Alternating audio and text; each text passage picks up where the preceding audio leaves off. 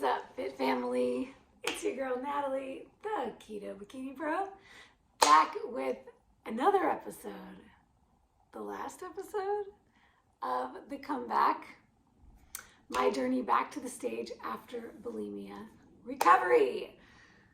So I think we've come to the final episode of this series. So for everyone who has followed along this year with my return to the stage, thank you so much for all the love and support and comments and likes and shares and all that good stuff.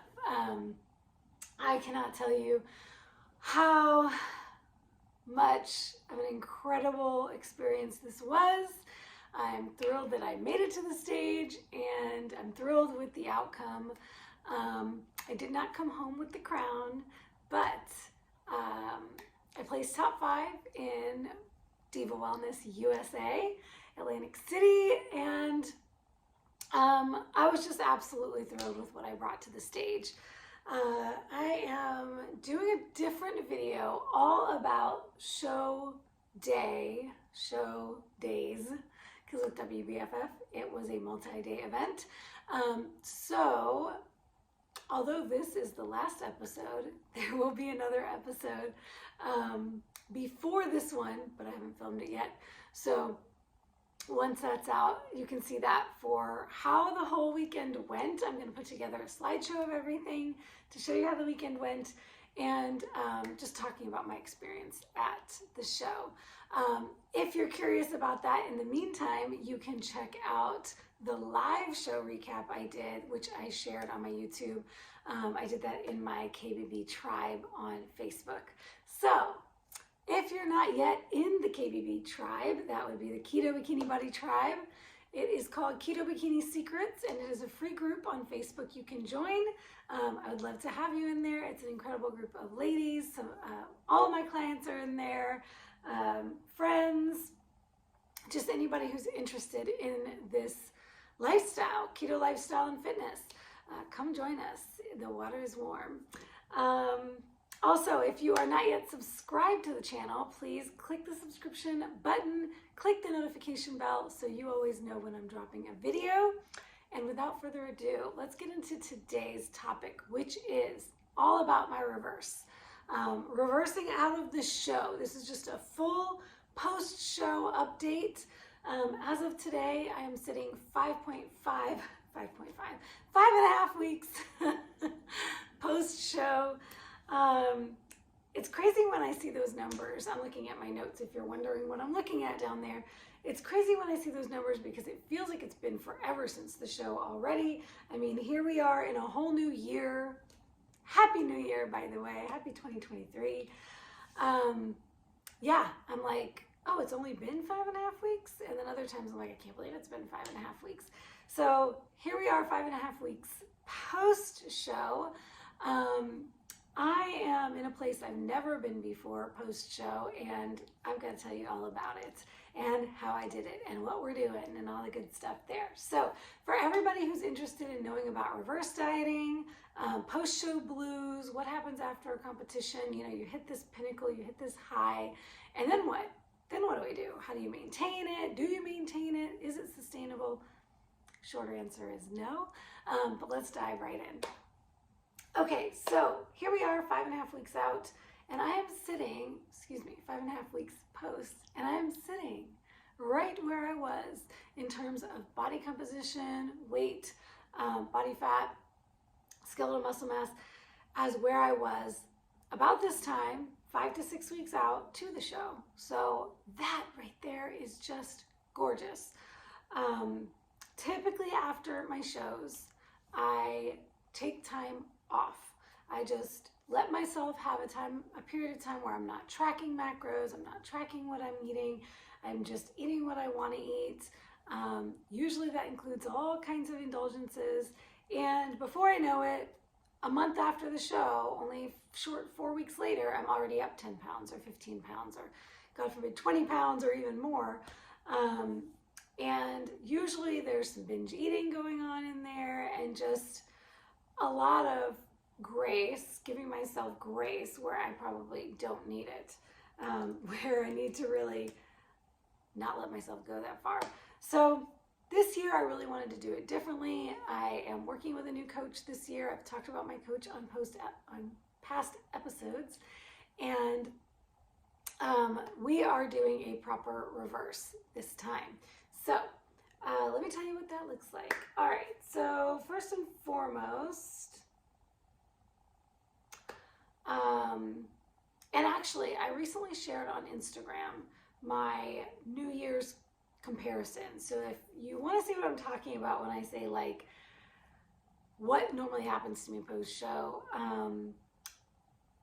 in general, New Year's, I'm usually coming in, just like you, I'm usually coming into the new year with an extra 10 or 15 pounds I want to get off.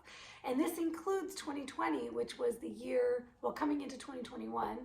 2020, I competed at the same time, essentially the same show as this year. They just moved it to Miami instead of Atlantic City.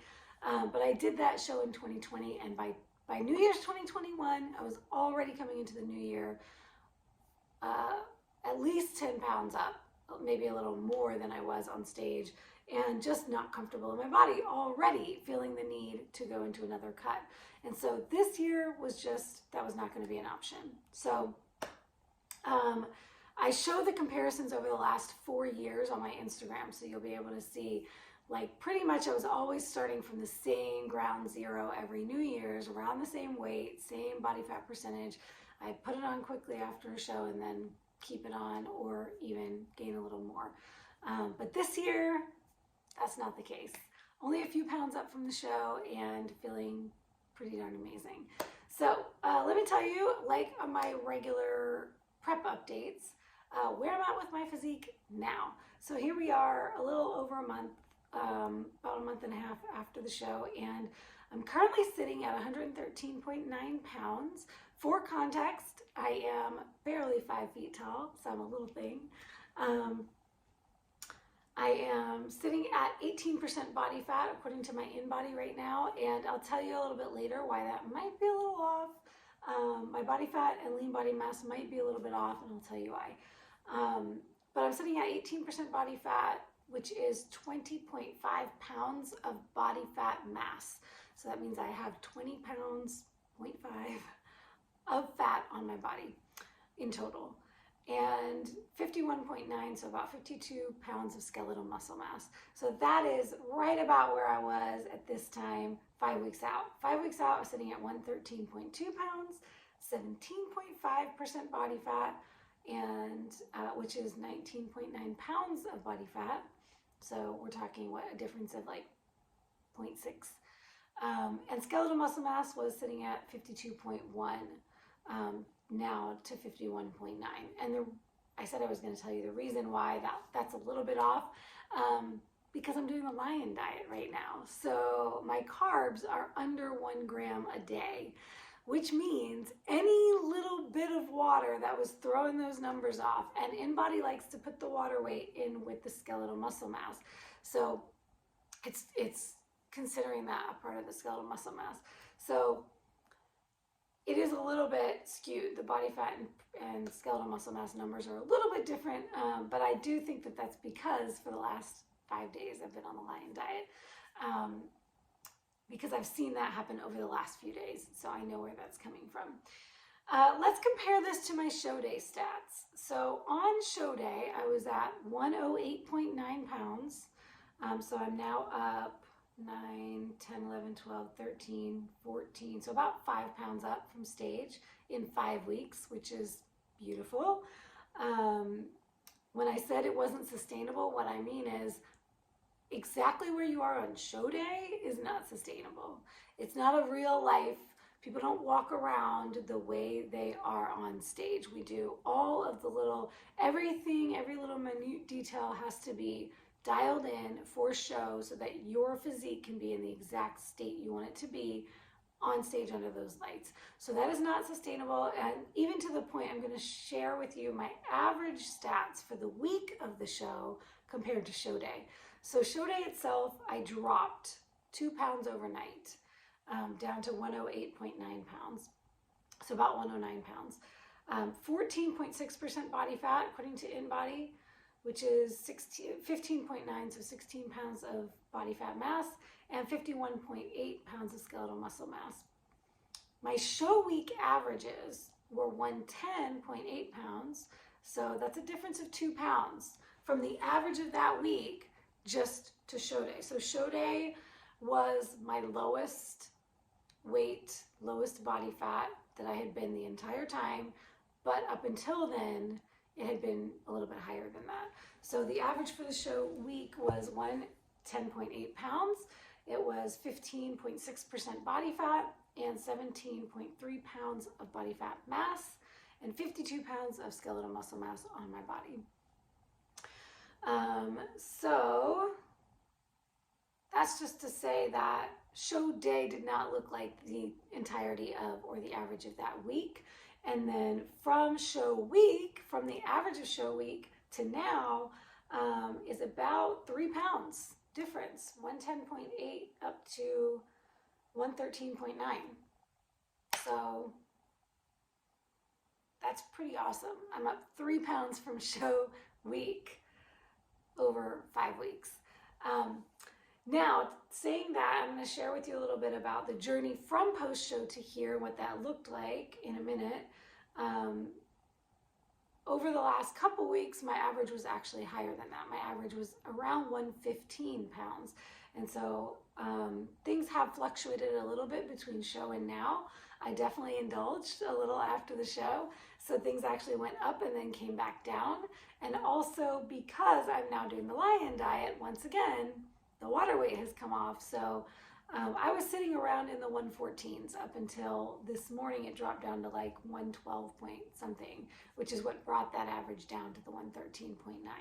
So I say and I share all of this to share with you that the number that you see on the scale at any given point in time doesn't matter that much. What matters more is looking at the averages over time, and just don't ever get too attached to the numbers you're seeing and what you're making them mean, because they don't mean that much. It's just a little blip. Okay, to get into some more numbers, and I've got my water here because I should have said this at the beginning, but y'all, sit down, we're gonna be here for a while. Got some stuff to share. Do you like my new water bottle? By the way, it's called a glow bottle. It's pretty cheap on Amazon. It's a BPA-free plastic, frosted plastic. And it's got about 32 ounces in here, but it's long and skinny, which I like because it fits in cup holders. I should add this to my Amazon store. I will add this to my Amazon store. This was a free gift from, this is not a promo, by the way. This was a free gift from the ladies at Low Carb Living Summit, which I'll be speaking at. It is a free online event at the end of January, in just another week or two. I think it's the 23rd through the 27th. I'll double check the dates and I will put all that information in the description box below with my link to get a free ticket. It is going to have an incredible lineup of speakers, including the likes of Ken Berry, Maria Emmerich, Ben Azadi, and so many more, and myself talking about how to tone up on keto. So I would love for you to tune into the summit. Use my link below to let them know that Natalie sent you. Get your free ticket. You can learn a whole lot about the low carb life. All right, now that my little impromptu ad is over, let's get into my body comp scans. I get questions all the time about DEXA versus InBody versus other ways of tracking your body composition. So this time I wanted to do a pound for pound, percentage for percentage comparison of, actually I have 3 different scales to share with you that I did all on the same day. So you can see how they're different. Same day, same conditions, all that stuff. So this was 2.5 weeks post-show. So I did this December 21st. I went and got a DEXA, and on the same day I did my InBody, and I actually did InBody twice. I did InBody fasted in the morning, which I normally do when I wake up, and then I did it again after I had my coffee so that I could compare apples to apples with exactly where I was with hydration and consumption of food and beverage before the DEXA. So I usually have my keto coffee in the morning, so I have my keto coffee in the morning. Then I redid the in-body scale, and I stepped on my old school cheap digital scale for at home. It was a Vita Goods, I think is the brand. That one is in my Amazon store, by the way. Link is in the bio. And I'll show you the difference of all three. So, okay. Vita Goods scale said I was 112.4 pounds, 20.5% body fat, 23 pounds of body fat mass, and 89.4 pounds of lean body mass. Now, in-body tells you skeletal muscle mass, but the other three only tell you lean body mass. So for purposes of this, I'm not going to share what the in-body said for skeletal muscle mass. I'm going to share what the in-body also tells you body fat and body fat percentage. So I figured out the lean body mass so I'd have apples to apples to compare. Okay, so Vita Goods scale had me at 112.4. In-body, before and after coffee, had me at the same weight, 112.9. So those two were really close on the weight. The DEXA had me at 113.9. Now this could be as simple as probably sipping some water on the way to the DEXA scan. That wasn't included in the other numbers. Not entirely sure, or it could just be the way that it weighed me. So 1 pound difference between DEXA and in-body and Vita Goods. And Vita Goods and in-body had my body weight basically the same, within half a pound. Body fat percentage, though, was pretty different. In-body had me at 15.5% after my coffee. Vita Goods had me at 20.5%, and DEXA had me at 19.5%. So it's interesting that the Vita Goods scale was actually closer to the DEXA scale than the in-body was. In-body had me 4% lower on body fat than DEXA did. So DEXA had me higher by 4%, and Vita Goods had me even higher than that. Quite interesting. So body fat mass is just a calculation of the body fat percentage and the body weight. So that trended the same direction. In-body had me the lowest at 17.4 pounds of body fat mass. Vita Goods had me at 23 pounds, and DEXA had me at 22.2. So you can see that trends in, that was with the body fat percentage. Now, lean body mass. DEXA does something interesting. They tell you your lean body mass, but with their calculations, the lean body mass does not include bone mineral content. So with bone mineral content, they give you your fat-free mass, which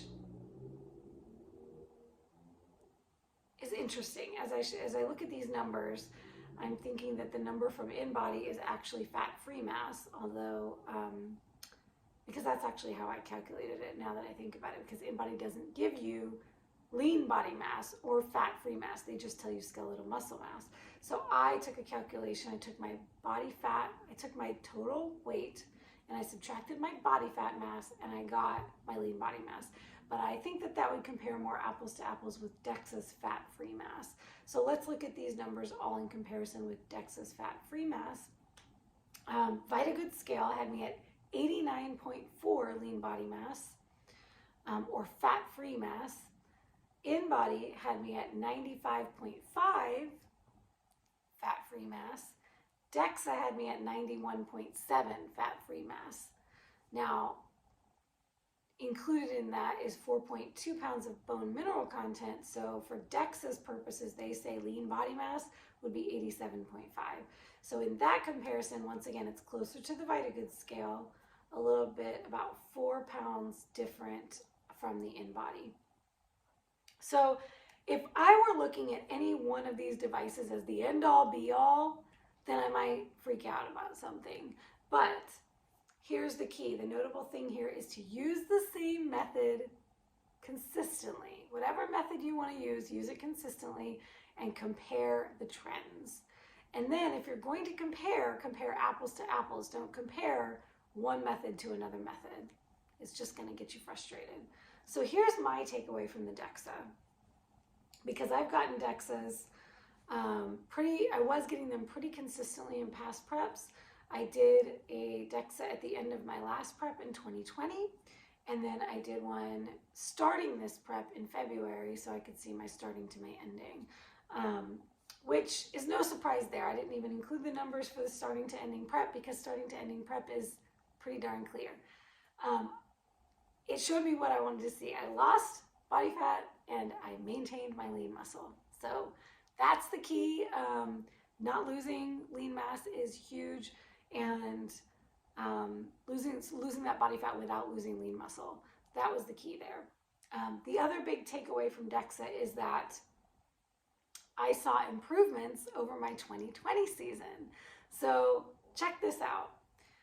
In 2020, I measured 4 days before my show. So this would be peak week when I'm in my best shape ever. Like, I shared my average numbers for show week with you this time, and you could see it was like 110 pounds. It was like, what was it, 15% body fat. So it was pretty low. So compared to the DEXA from 2020, these are the numbers from 2020, 4 days pre-show, compared to this year, 2.5 weeks post-show. So I'd already put on a little bit of body fat, a little bit of weight since the show by the time I did this DEXA. So here were the improvements. From my 2020 prep to now, to this prep, the end of this prep, I lost 4% more body fat, which translates to 4.5 pounds of body fat mass, because remember, I'm little. It's about a 1-to-1 there. So I lost 4.5 pounds more body fat than I did in 2020, and I had a 3.2 lean body mass gain and a 3-pound fat-free mass gain from 2020. So basically in 2020, I was at 115 pounds compared to 115.4 pounds compared to 113.9 this time. DEXA had me at 23.3% body fat at the end of my prep in 2020 compared to 19.5% this time.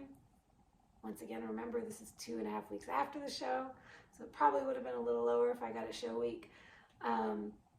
My body fat mass from 2020 was 26.7 compared to 22 this year, and lean body mass was, let's do fat-free. Lean body mass was 84.3 compared to 87.5 this year, and 88.7 fat-free mass to 91.7 this year.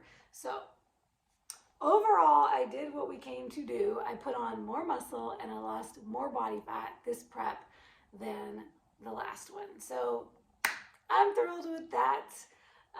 Really happy about where the numbers are standing.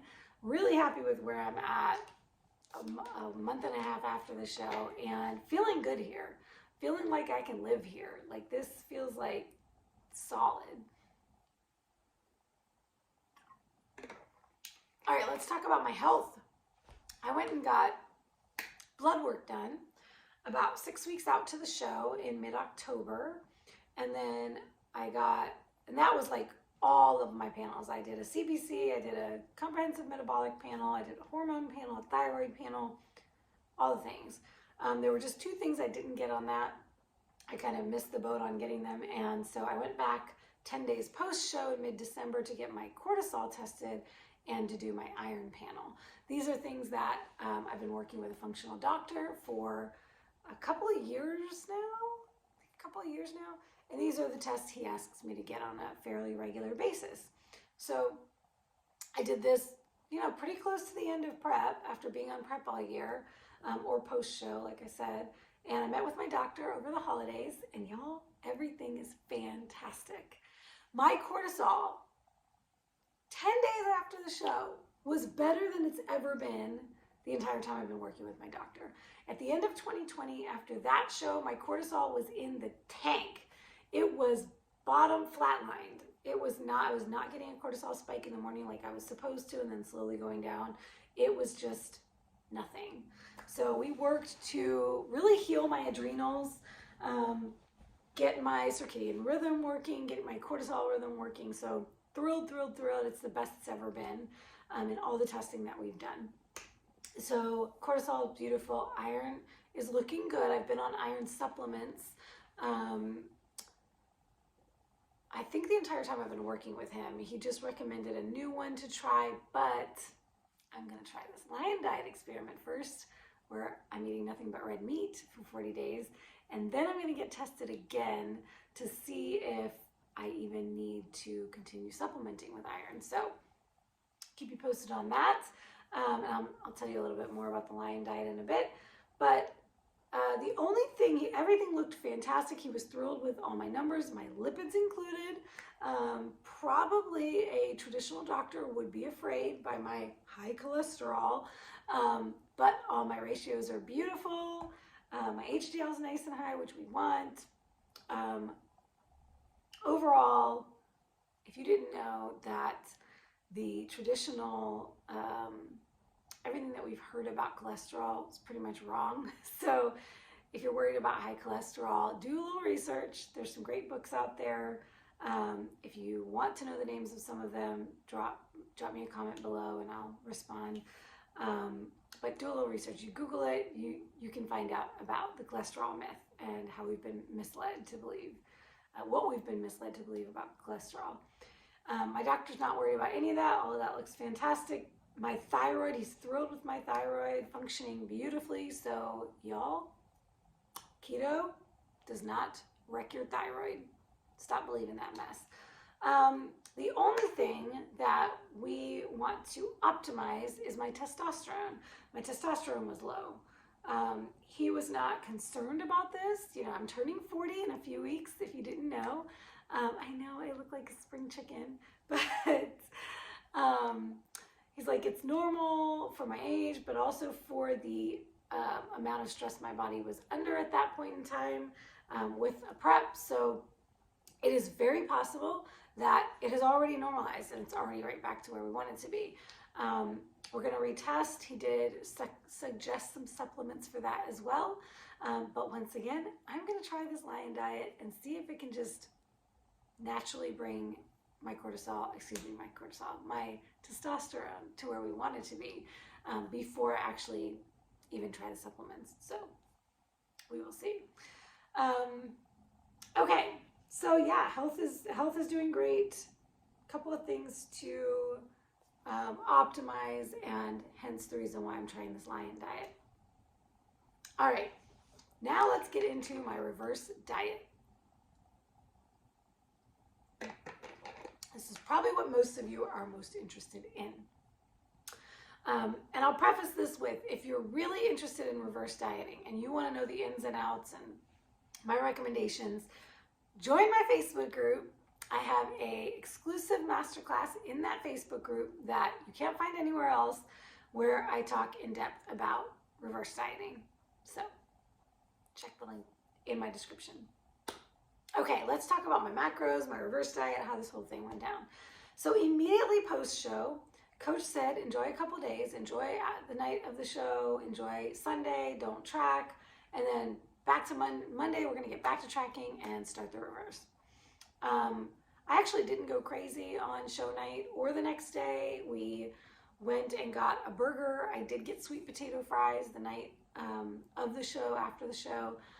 And that was it, a burger with bacon and avocado and sweet potato fries. That was my indulgence that night. And then the next morning we went to brunch, and I had a fabulous carnivore brunch, steak and eggs with hollandaise sauce and a chimichurri and the most amazing bacon I think I've ever had in my life in Atlantic City. And that was mostly my day. I think I had tuna salad for dinner that night because I didn't even think I was going to get hungry again. So I kept everything pretty managed on show night and the next day. And then we got back to the macros. So I had been on 150 grams of protein, 15 or less carbs because I was doing carnivore, and we'd gotten down to 50 grams of fat just on show week. So I had not been that low the entire time. We stepped my fats down throughout prep. I can't remember where I started at, but I was at 80 grams for a good amount of time. Then we dropped it down to 70, then we dropped it down to 60, and then finally it wasn't until peak week that we dropped it down to 50. And I did get a couple of refeeds the day before the show and show day of 85 grams of fat. So, or it might have been 2 days before show day. So the averages for that week were probably actually higher than 50 per day. So I'm not advocating to be eating 50 grams of fat per day. I just want to be clear about that. That is, in my opinion, it is really too low for most people, and particularly women, to ever be on. It is like the bare minimum. I never take my clients really even close to 50, but I would not take my clients to or below 50, unless it was a dire situation like a peak week for a show, maybe. But it all depends on where you are and your body composition and what you need. So please don't take this as my telling you should be doing that. Okay, so week after the show, we increased right back up. We increased by 15 grams up to 65 grams daily. However, I did not adhere to this. Real talk, just being honest, I did not adhere to this. My average fats that week, because y'all, if I overconsume, if I indulge, I track it. It's so important to track it so that you can actually see what you're doing and not guessing about things or conveniently forgetting, right, about that time you ate that thing. So I went back and looked at my numbers, and that week I averaged 100 grams of fat that week.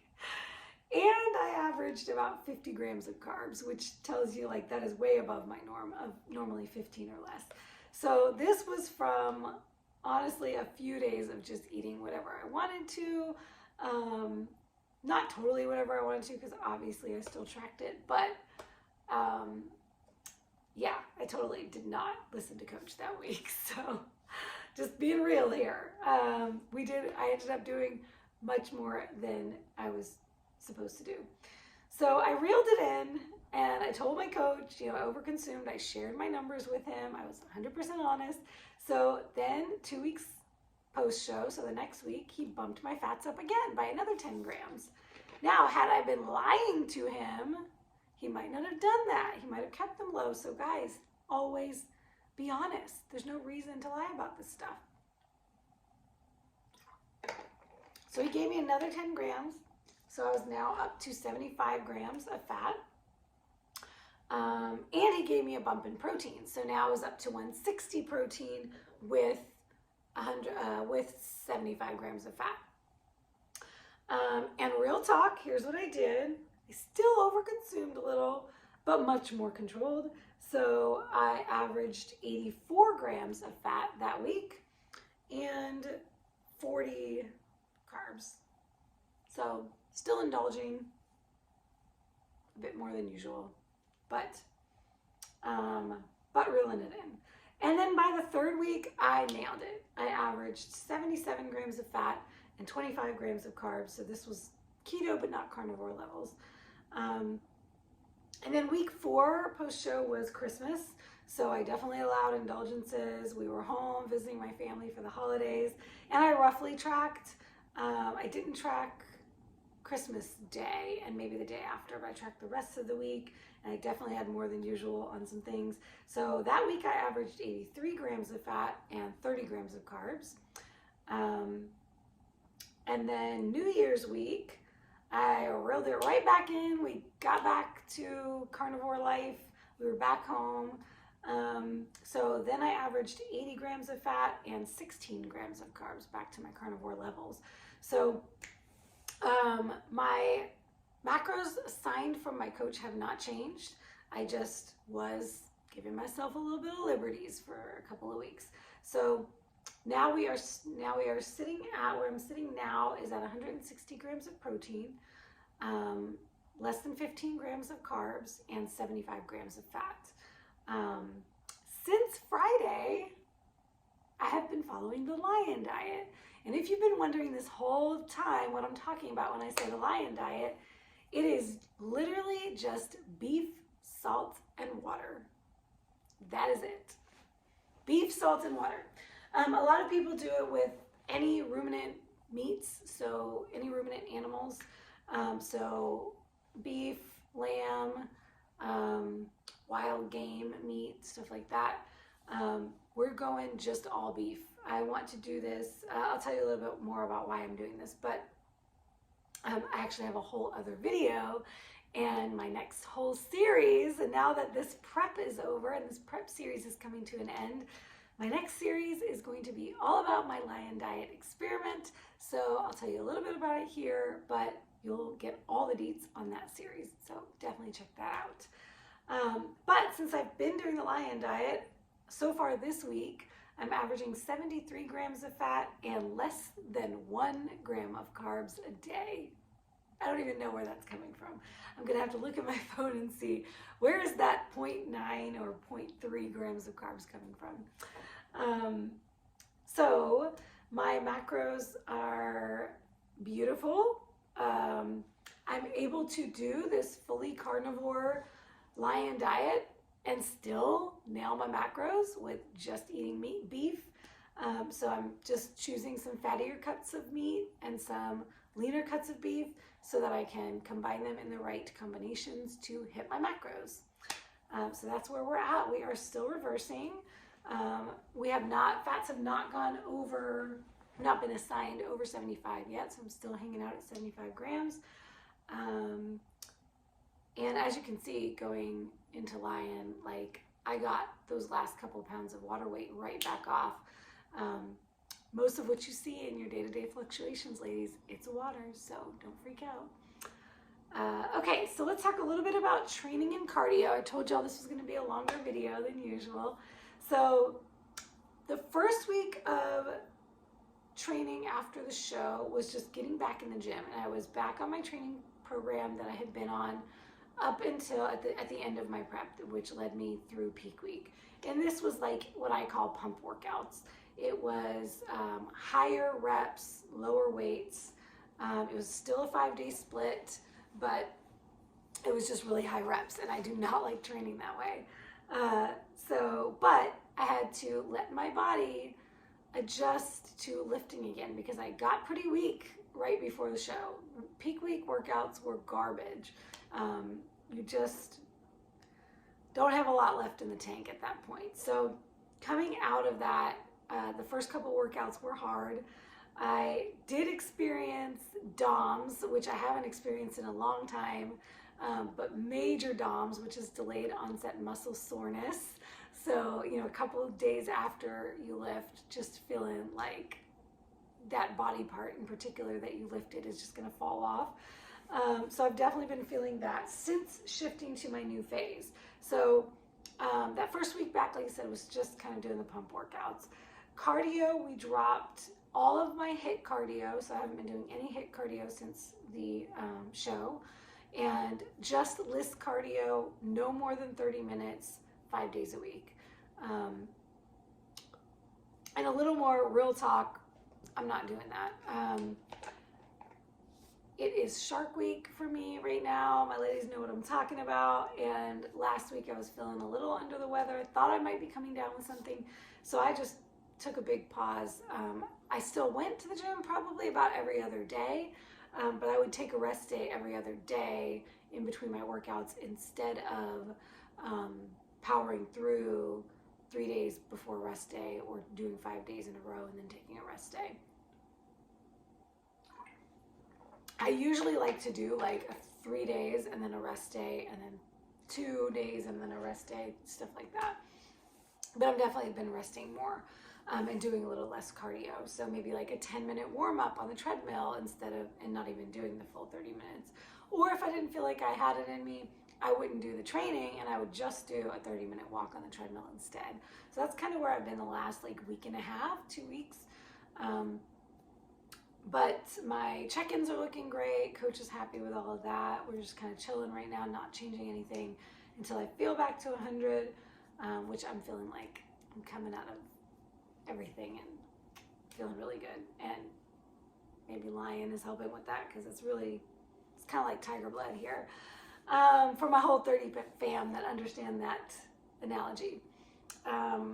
Okay, so my training phase that I got after that first week post-show, I've been using my new training phase, which is still a 5-day split. I have a chest, glutes, and hamstrings day. I have a dedicated back day, a dedicated shoulders day, an arms day, so biceps, triceps, and then a legs day that's dedicated. And then I have a 6th day, extra day, abs and calves. So like I said, since shifting to lifting heavier again, getting back to my old style of training, my favorite style of training, I've definitely been feeling the DOMs. So the recovery hasn't been fantastic.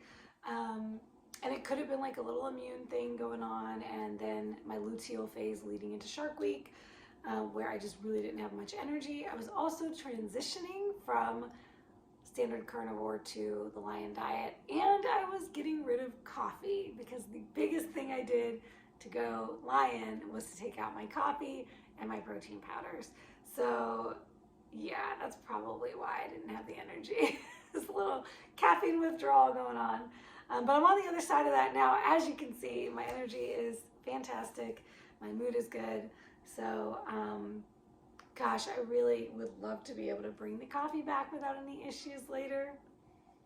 But I'm totally going to listen to my body with this experiment. We'll see. Okay, now let's talk mindset. Your girl did experience a little of what they call the post-show blues. This is something that I think every athlete in any arena knows this feeling. And not even athletes, it could be other, anything else where you have a major goal, a major date on the calendar, something you're looking forward to, weddings, right? Big events in your life that have all this hype around them, and then they're over. My mother feels this way about the holidays. She's experiencing her post-holiday blues right now. And I know a lot of you probably experience that. It's like all this hype, all this excitement, and then now what? Now what do we do? So my fellow competitors will feel me on this. Coming out of a show, you always feel a little bit low. My head just hasn't been in the game like it was on prep. Like I had a date on the calendar, I had a deadline, I was focused on something, and now it's like, okay, we're building. Yay, like I am excited about building, and I'll talk about that in a minute. But it's not like there's this thing I'm working toward. So I definitely felt a shift. I think some of the indulging over the holidays in things I wouldn't normally eat was also driven by that kind of like feeling a little low and looking for a pick-me-up. The food, when you turn to food like that, it's always something mental. It's always a mental thing, an emotional thing. It's seeking something, right? So I did allow myself to do some of that, but not to the extent that I have in the past. And being in a place where I have a greater purpose for everything that I'm doing now, and I'm tied in with my greater purpose, with my why, with how I want to show up and live my life, has really made this post-show a very different experience than past shows. So I want to give you a couple of my advice, basically, if you're experiencing something like that, or you've competed and you're in that post-show blues now. Take a step back. Widen your gaze, widen your view, and look at the bigger picture. What do I care about in life? What matters to me? I did a masterclass in my tribe, so once again, get in there and watch it, about New Year's intention setting and about how to set these intentions and create this vision for yourself, for your future, for where you're trying to go 10 years from now, and then how to backtrack on that, reverse engineer it to create your short-term goals so that you're not just looking at, oh, well, now I need another thing, right? Like I got out of the show, okay, I need another show, right? A lot of the time, competitors get stuck in that, like looking for the next show, looking for the next thing, because we just always need something to be driving us. But what's driving you on a day-to-day? Like what brings you joy and light and happiness, right? I got to travel down to Georgia and visit my family and be around my loved ones for the holidays and meet up with my bestie and her fiance and spend Christmas with Bronson, which this is our first Christmas together because we lived in 2 different states last year. And then I had his family. We got to do a second Christmas on New Year's Day with his family. And all of that filled my heart up. I just launched my New Year's challenge, my Grace and Grind challenge in my tribe. And so my heart has been full from the discussions and the connections happening there between the ladies, sharing their wins and sharing their food and sharing the things that they're doing for themselves. And that's lighting me up. So I got to take a step back and just remember, why I do this in the first place. Competing is not the end all be all. It is a part of who I am. It's a part of what I do, but it's not everything. It's not all of who I am. So take a step back and think about the greater vision of your life and who you want to show up as. And that's what brought me back to what I love to do and how I love to live my life, and how I feel my best. The diet that has me feeling my best. It's not about restriction, y'all. It is about freedom. This is the diet that allows me to show up fully, optimized, energized, vibrant, alive. And that's how I want to show up in my life. Not with a carb hangover, not with a brain fog hanging over my head, not with depression and anxiety and all of the things that hyperpalatable processed packaged garbage make me feel. Okay, stepping off my soapbox now. Okay, so what's next? The big question is always, when's the next show, right? Everybody's like, when are you going to compete again? Well, the short answer is I don't know. My next big thing is that I'm turning 40 in 5 weeks, exactly 5 weeks from today. So I'm planning a nice dinner with my family and friends, visiting Georgia again. Maybe I'll do a photo shoot or two to bring in the new decade of my life. Maybe a spa day or a weekend getaway. I'm thinking of something fun I can do for my birthday. And I'm doing this lion diet challenge for myself. The challenge I'm doing in my group is not the challenge I'm doing for myself, but I am entering this. I started this 40 days before my birthday, and this is my lion diet experiment so that I can go into my 40s feeling better than ever before. Optimize my health and feel my best. So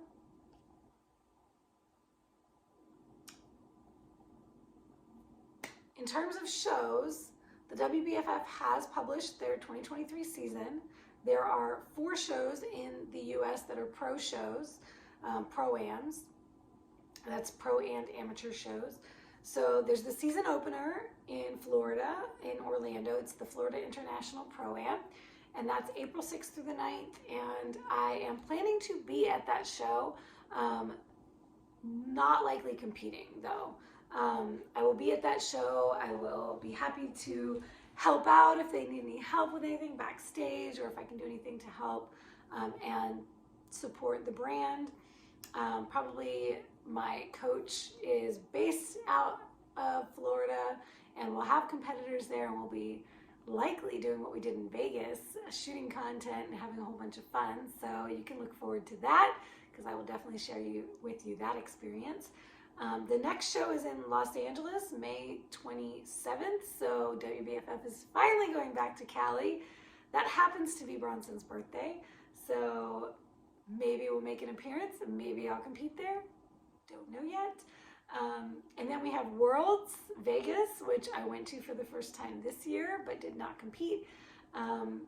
So I don't know if I might want to take on Worlds yet or do another regional show before I jump onto the pro stage as a competitor.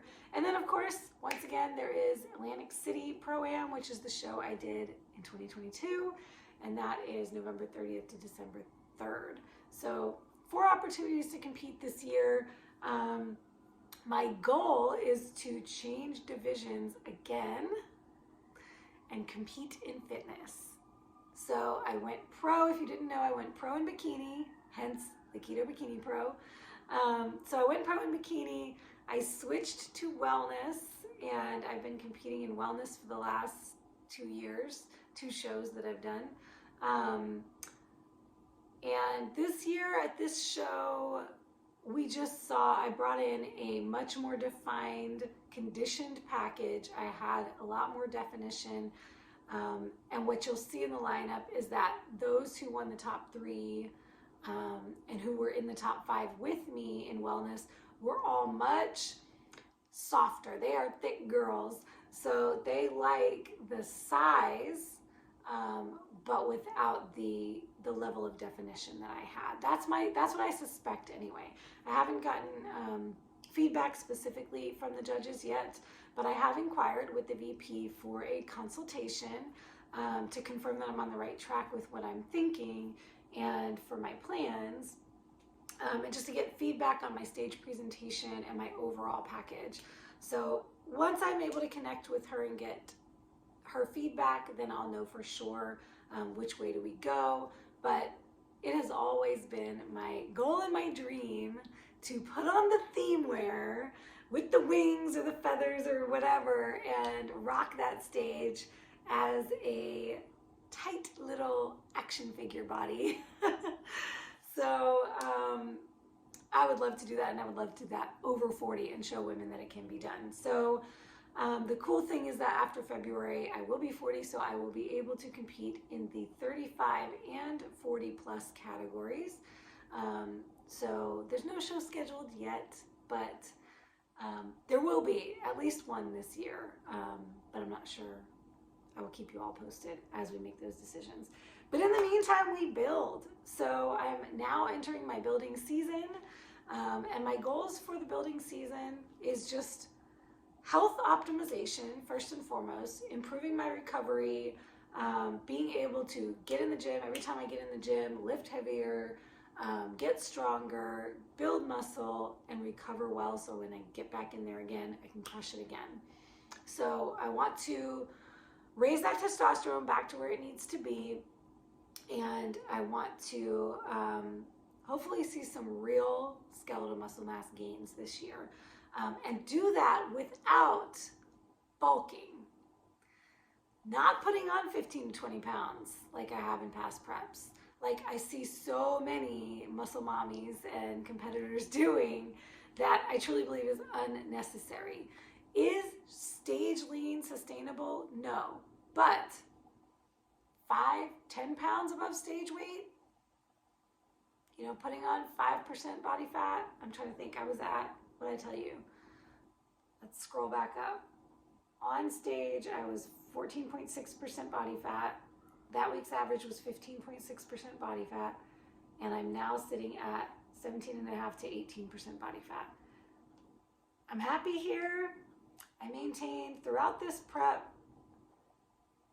18% body fat pretty comfortably. So I would love, for my goals for my building season, not off season, building season, are to maintain that 17 to 18% body fat, keep my body fat mass at 20 pounds or less, and build that lean muscle up. So yes, my weight might go up, and guess who's not pressed about it, ladies? This girl. But also, I'm very realistic. And if my weight's creeping up a pound a week, I know that's not muscle. Don't gain muscle that fast. It's more like a pound a month if I'm lucky, because I've been doing this for 8 years now. So it's going to be a little bit tougher for me to put on mass as quickly as somebody who's starting out. So a pound a month would be absolutely phenomenal. But even half a pound a month, I'd be happy with that. Okay, so that's about it for my post-show update. Other things you can look forward to from me. I'm doing a lot of speaking in 2023, or my goal is to do a lot more speaking than I did in 2022. So I will be a part of this low carb living summit at the end of this month. I'll share that in the notes below. Next up after that is KetoCon in April. Bronson and I will be speaking together about being healthy as a couple and what that takes. And then I'll be speaking again on the low carb cruise, which was my first speaking engagement last year, which was my first big one. It was amazing. Really looking forward to that this year because it's going to be an even bigger group. And that will be in June. And I have a couple of podcasts I've been on recently and a couple of YouTubes, so I'll be sharing those on my channel as well. And seeking to do more of that. So if you're a YouTuber in the carnivore keto space, if you have a podcast and I seem like someone you'd like to have on, holler at me, let's connect. I want to do a lot more connecting and stepping out of my little hole in 2023.